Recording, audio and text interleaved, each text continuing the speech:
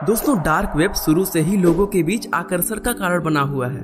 ऐसे में लोग जितना इसके बारे में जानने की कोशिश करते हैं उतना ही इसमें फंसते जाते हैं, क्योंकि इसमें ज्यादातर क्रिमिनल एक्टिविटीज होती हैं। हालांकि इसे इस्तेमाल करने वाला हर कोई व्यक्ति क्रिमिनल नहीं होता, पर फिर भी इंटरनेट के इस हिस्से को बहुत ही गलत माना जाता है, क्योंकि डार्क वेब पर अधिकतर क्रिमिनल्स ही पाए जाते हैं जो इलीगल चीजें खरीदते और बेचते हैं।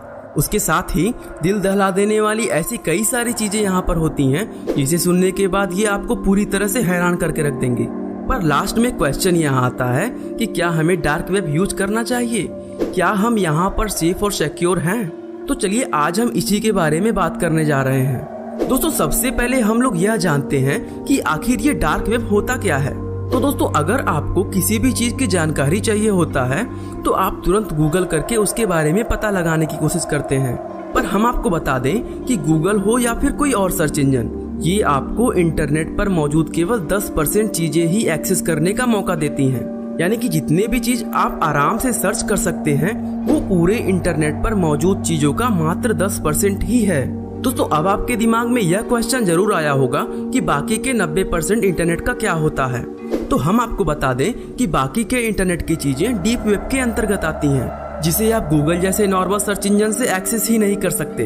अब कई सारे लोगों का यह मिसकंसेप्शन होता है कि डार्क वेब और डीप वेब दोनों एक हैं, लेकिन दोस्तों हम आपको बता दें कि डार्क वेब डीप वेब का मात्र एक छोटा सा हिस्सा है, एक ऐसा हिस्सा जिसमें दुनिया की सबसे खतरनाक क्रिमिनल एक्टिविटीज होती हैं। तो चलिए इस चीज को समझने के लिए हम आपको आइसबर्ग का एग्जांपल देते हैं। दोस्तों आप सभी ने आइसबर्ग का ऐसा वाला फोटो तो जरूर देखा होगा।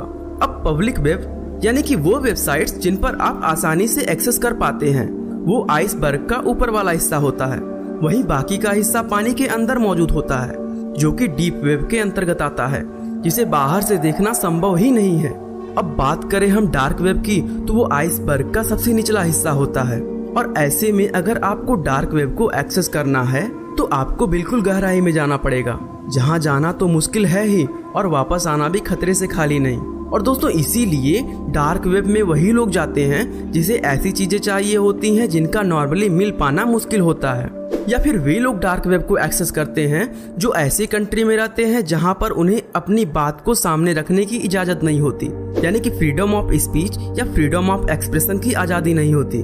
दोस्तों हम आपको बता दें कि डार्क वेब में जो वेबसाइट्स होती हैं वो .com या .in जैसे डोमेन नेम से एंड नहीं होती, बल्कि उनकी वेबसाइट्स के लास्ट में .onion लगा होता है, जिन्हें आप अपने रेगुलर ब्राउजर से खोल ही नहीं सकते। इन वेबसाइट्स को खोलने के लिए आपको tor ब्राउजर का यूज करना होगा और उसे खोलने के बाद आप देखेंगे कि आप डार्क वेब में पहुंच चुके हैं।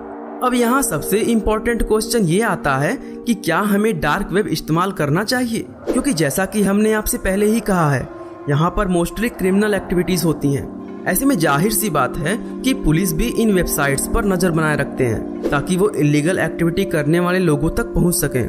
दोस्तों ऐसे कई सारे लोगों ने बताया है कि उन्हें डार्क वेब में केवल नेगेटिव एक्सपीरियंस ही मिला है, जिसमें एक शख्स ने कोरा पर अपना डार्क वेब का एक्सपीरियंस बताते हुए कहा कि उसे वहां पर ऐसे क्रिमिनल्स मिले जो लोगों को जान से मारने के बारे में डिस्कस कर रहे थे और उसके नए नए तरीके एक दूसरे के साथ शेयर कर रहे थे। तो वहीं दूसरे शख्स ने अपना एक्सपीरियंस बताते हुए कहा कि उसने एक रैंडम लिंक पर क्लिक किया और वो एक ऐसी वीडियो पर पहुंच गया जहां पर इंसानों को पकाकर खाने का पूरा प्रोसेस एक वीडियो के सहारे लोगों तक पहुंचाया गया था। ऐसे में डार्क वेब में किसी भी रैंडम लिंक को क्लिक करना मतलब अपने आप को खतरे में डालने के बराबर है। इसीलिए अगर आप केवल क्यूरियोसिटी के चक्कर में भी डार्क वेब पर जाते हैं तो भी चांसेस है कि आपको ट्रेस करके अरेस्ट कर लिया जाए, क्योंकि जब तक आप दिमागी रूप से बीमार नहीं हैं तब तक हमें नहीं लगता कि कोई भी ऐसी चीज आपको इन वीडियोस को देखने के लिए इंस्पायर करेगी, क्योंकि यहाँ पर ऐसी बहुत सी चीजें हैं जो आपकी रातों की नींद और दिन का चैन दोनों आपसे छीन सकती है।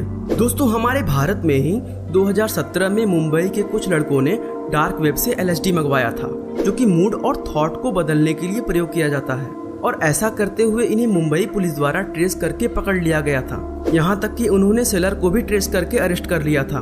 दोस्तों यूके में भी इसी तरह का एक केस देखने को मिला, जहां पर मैनचेस्टर यूनिवर्सिटी के कुछ स्टूडेंट्स को डार्क वेब पर इलीगल चीजें बेचते हुए अरेस्ट किया गया था। हालांकि वो सभी लड़के पढ़े लिखे थे, लेकिन फिर भी उन्होंने इस तरह की एक्टिविटीज करके अपनी लाइफ को बर्बाद कर लिया। दोस्तों इसलिए डार्क वेब को एक्सेस करने से पहले अच्छे से सोच लीजिएगा क्योंकि हल्की सी भी चूक आपको जेल की हवा खाने पर मजबूर कर सकती है। बाकी दोस्तों, इसके अलावा आप डार्क वेब के बारे में और क्या जानते हैं, हमें कमेंट करके जरूर बताएं। उम्मीद है आपको डार्क वेब के बारे में काफी कुछ पता चल गया होगा और ये भी पता चल गया होगा कि इससे जितना दूर रहा जाए उतना ही सही है। और दोस्तों, ऐसी ही इंटरेस्टिंग वीडियोस को लगातार देखने के लिए हमारे चैनल को लाइक, शेयर और सब्सक्राइब करना ना भूलें। आपका बहुमूल्य समय देने के लिए बहुत बहुत धन्यवाद।